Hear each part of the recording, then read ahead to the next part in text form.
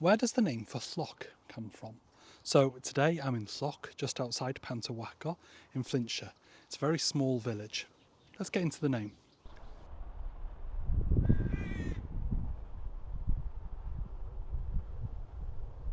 So the word Lloc is borrowed from Middle English loch, and it actually means a paddock or an enclosure for lost farm animals that have escaped from places.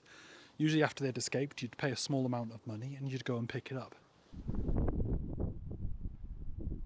Now, I was hoping to show you where the paddock actually was in Lloc, but I'm not exactly sure where it is, and I'm fairly sure someone kind of lives inside it now, so I didn't really want to be filming myself outside of someone's house.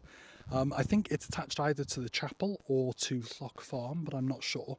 If anyone in Lloc does actually know where that paddock was, if they could put a picture of it in the comments or let me know in the comments, it'd be much appreciated. I'm just very curious.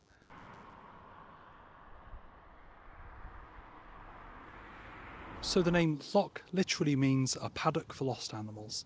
Anyway, diolch, thank you.